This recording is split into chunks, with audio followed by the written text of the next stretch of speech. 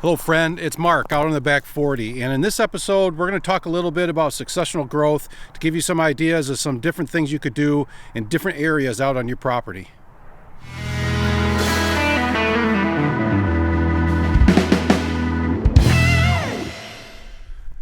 Okay, I am out here mid-January doing some more chainsaw season work.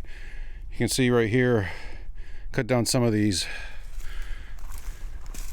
pine trees because way out there, and I don't know if you can see it, but way at the end of that, about 200 yards away, is the fort, and then you can see our house right there too. So because Michigan a few years ago changed the laws and you can use smooth-walled rifle cartridges, there have been some changes, and so you can use like a 350 Legend or a 450 Bushmaster here in Michigan now, which means if I am doing my studies right, you can get out to 200, 250 yards with a shot like that. So I think the back of the, where we were just standing, was about 225 yards from that blind. So I'm just clearing a shooting lane. And right there is the food plot that we do all our experiments in. I guess we call it the West Food Plot. But something I want to show you here is what I'll call, let's talk about successional growth. So let's start here and just look down this lane right here. This is a lane that has been open like this for a long time. I'm talking 20 years.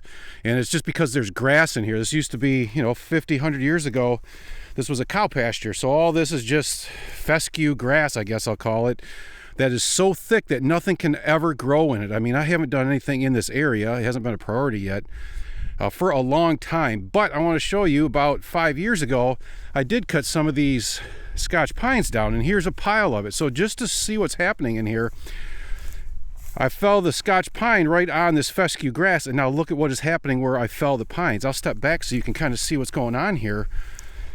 But look how thick it got in there. Like, that's the successional growth, that by all I did is I just fell the trees. That's it. I didn't do anything else. And look how thick it's getting in here now. It's all the nettles and blackberries and briars and all that kind of stuff. The early part of successional growth. And well, here's a tree that's getting going now too. See this right here? So there's a tree that's starting to get up in there. Again, that's the next stage of successional growth. So if I'm a deer, what I kind of like about this is if you get back here and get down, I mean, look at how this is a screen. And all I did is 5 years ago, drop that pine tree into this grassy area. So I'm gonna, and here's a few others that I've done too. I mean, it's just not that one. I mean, here's just one little tree that I dropped. Pretty random. But look, here's a bush getting ready to get going. And yeah, it's a little bit thicker. Here's some goldenrod. You can see some goldenrod on this one.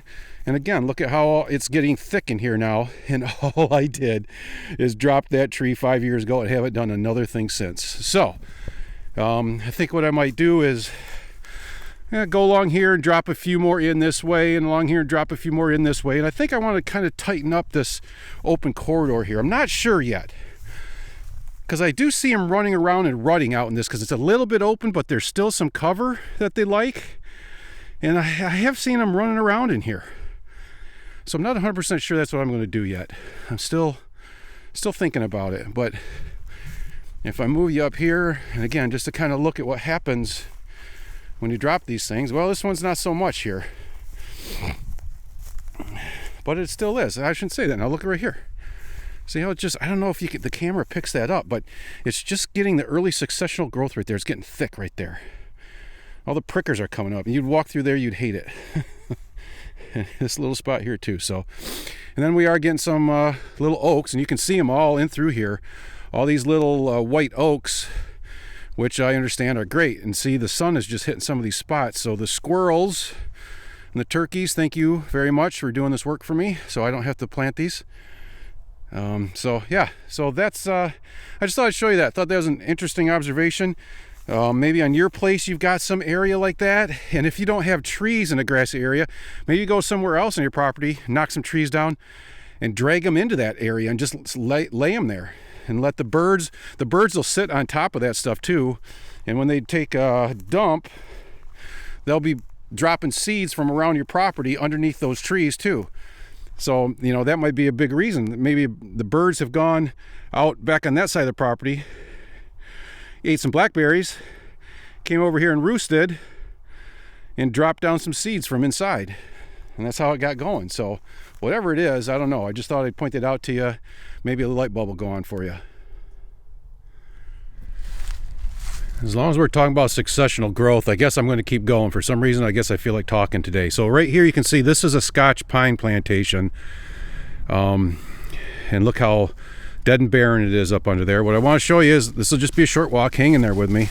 Right here used to be the exact same.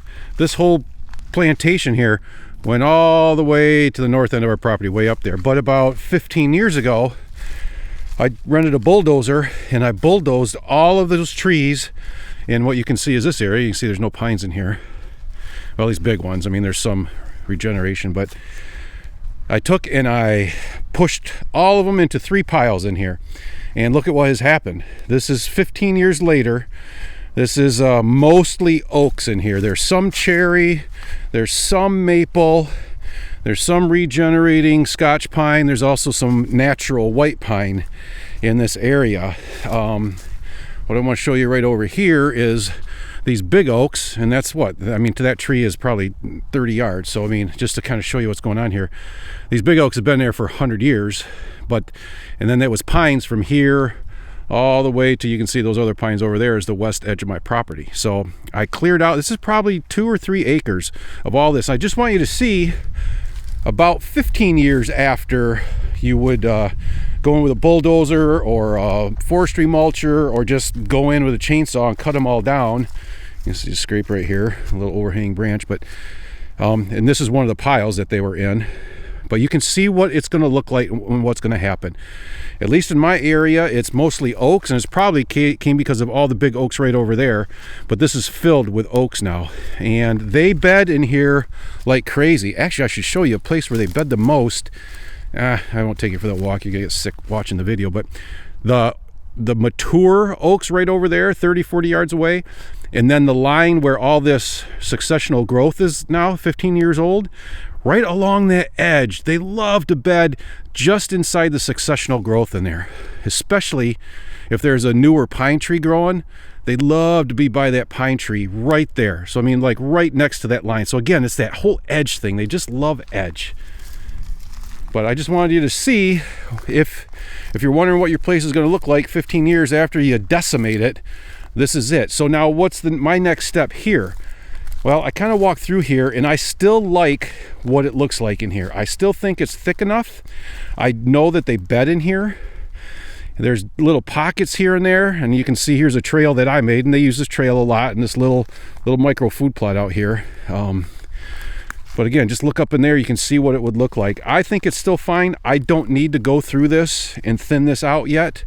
I'm thinking maybe within 5 years I will, because I mean, it's starting to get where you can see through under there, but it's thick enough that the deer still like it, and the deer go through it. Drops acorns once in a while. So, well, at least for this year, I'm going to leave it. Just to show you a little more detail. So here's our oak grove, and you see how open it is. And then right here is the edge that I'm talking about. So from here to the right, 15 years ago, was all Scotch pines that were probably 30, 40 feet tall. And I took the bulldozer and got them, clean them all out here. Now from here to the right, you can see is all the successional growth, about 15 years worth of it.